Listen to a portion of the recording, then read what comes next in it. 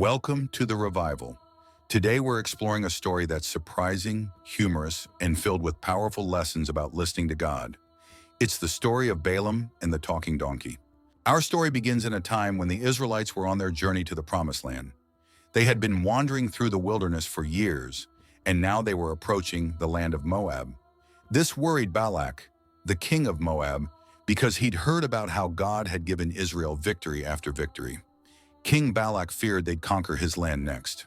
King Balak decided he needed a way to stop the Israelites.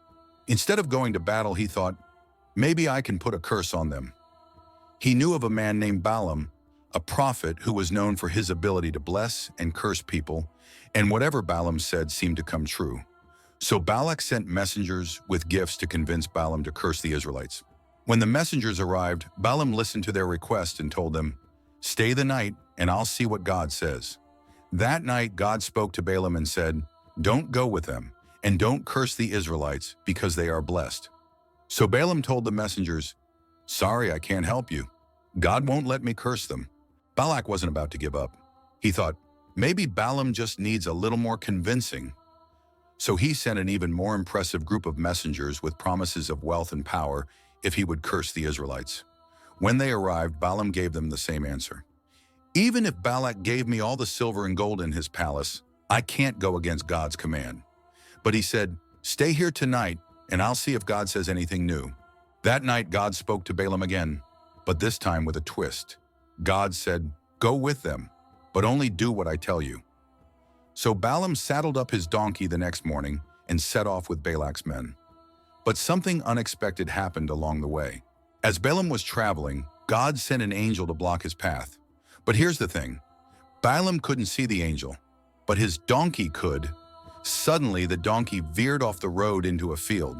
Balaam, not understanding what was happening, got frustrated and hit the donkey to get her back on the path. They continued on, but soon the angel stood in a narrow part of the road between two vineyard walls. The donkey saw the angel again, and terrified, pressed up against the wall, crushing Balaam's foot. Balaam was furious and hit the donkey a second time. Finally, they reached an even narrower spot where there was no way around the angel. The donkey saw the angel again and just lay down in the road, refusing to move. By now, Balaam was furious. He struck the donkey again, but then something incredible happened. The donkey spoke. She said, "What have I done to you to make you hit me these 3 times?" Balaam, in his frustration and shock, actually replied. He said, "You've made a fool of me. If I had a sword, I'd kill you right now." The donkey answered, "Haven't I been your donkey all these years? Have I ever done this to you before?" And Balaam had to admit, "No." Then God opened Balaam's eyes, and he finally saw the angel standing there with a sword blocking the way. The angel said, "Why have you beaten your donkey these 3 times? I came to block your way because you are on a reckless path. If your donkey hadn't stopped, I would have struck you down and spared her." Balaam, humbled and shaken, replied, "I have sinned. If this path is displeasing to you, I'll turn back."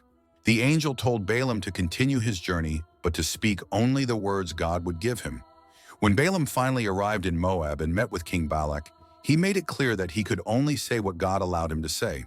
Balak led Balaam to a high place where they could see the Israelites, ready for Balaam to curse them, but instead of cursing, Balaam blessed them. 3 times King Balak brought Balaam to different locations, hoping for a curse.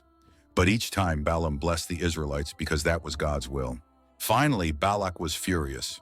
He shouted, "I brought you here to curse my enemies, but you've done nothing but bless them." Balaam simply replied, "Didn't I tell you? I can only say what God commands." And with that, Balaam returned home, leaving Balak with no choice but to accept that the Israelites were blessed. The story of Balaam and the talking donkey is one that teaches us about humility and listening to God, even when it's challenging. Balaam was a man with influence and authority, yet he had to learn a lesson from a humble donkey. Sometimes God's guidance comes from unexpected places. It reminds us to stay open, humble, and aware, even if the message doesn't come in the way we expect.